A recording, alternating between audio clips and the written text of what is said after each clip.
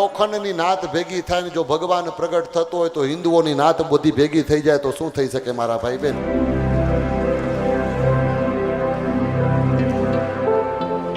પ્રહલાદજીના માટે ભગવાન થંભમાંથી પ્રગટ થયા છે. એના બાપે પૂછ્યું તારો ભગવાન ક્યાં છે? પ્રહલાદનો એક જ જવાબ હતો, મારો ભગવાન ક્યાં નથી. જલે વિષ્ણુ સ્થલે વિષ્ણુ વિષ્ણુ પર્વત મસ્તકે જ્વાલા માલા પુરે વિષ્ણુ સર્વમ વિષ્ણુમયમ જગત. આ બધું વિષ્ણુમય જ છે.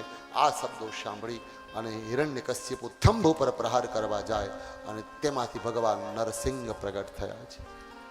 નરસિંહનું પ્રાગટ્ય થયું છે. નરસિંહ ભગવાન પ્રગટ્યા.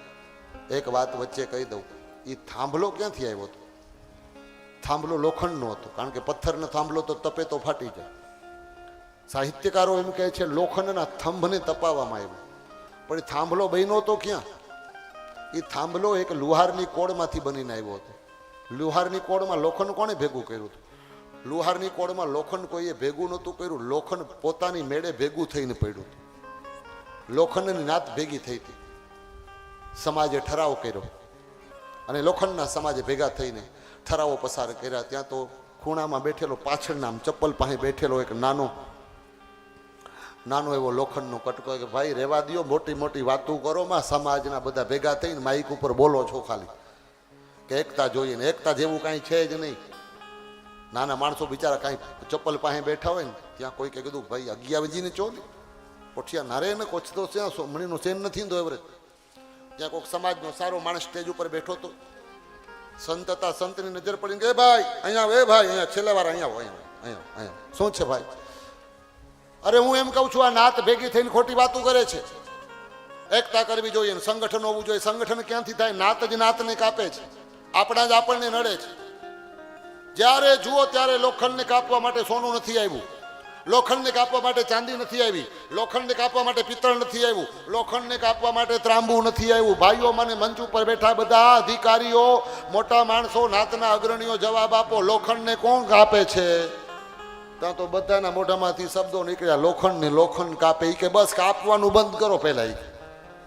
નાત જ નાતને કાપે છે, આપણા જ આપણને નડે છે. કે આ જો આ ગણ બેઠો છે મુખ્ય મહેમાન તરીકે, સમાજનો પ્રમુખ, આ જ ઘા કરે છે. મેન તો પ્રમુખ જ ઘા કરતા હોય.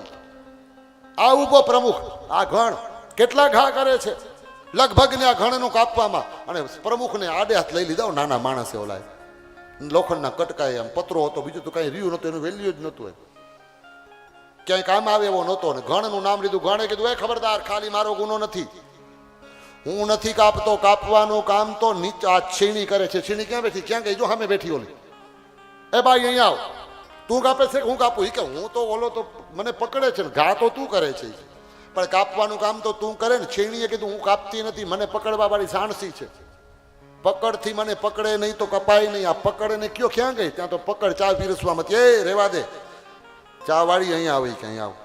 તું પકડે છે ને છીણી નહીં? કે હા હું પકડું છું, પણ મારો ગુનો નથી.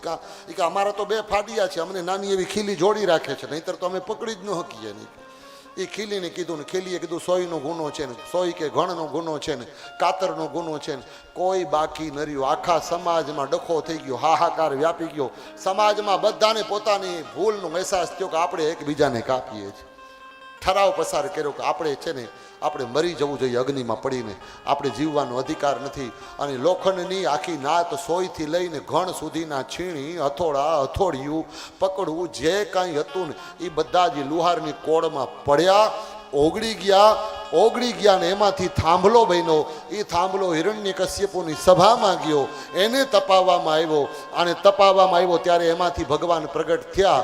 લોખંડની નાત ભેગી થાય ને જો ભગવાન પ્રગટ થતો હોય તો હિન્દુઓની નાત બધી ભેગી થઈ જાય તો શું થઈ શકે મારા ભાઈ બહેન? સમસ્ત હિન્દુ સમાજ બધા ભેગા થઈ જાય, એકબીજાને કાપવાનું બંધ કરે. એક સોનીની નાત ભેગી થાય, અરે ચારણની નાત, બ્રાહ્મણની નાત, આપણે બધા ભેગા થઈ ઓગળી જઈએ, બધાની ભૂલો કાઢવાનું બંધ કરીએ. હું હિન્દુ છું, હિન્દુત્વની વિચારધારામાં આપણે બધા, હું સનાતની છું, આપણા દરેક ભાઈઓને અપનાવીએ. અને જો લોખંડની નાત ભેગી થાય ને નરસંગ પ્રગટ થાય તો મને વિશ્વાસ છે કે જે દિવસે આ ધરતી ઉપર હિન્દુઓ ભેગા થશે ત્યારે 24 અવતાર ભગવાન પ્રગટ થઈ જશે અને વિશ્વમાં ભગવો લહેરાય છે.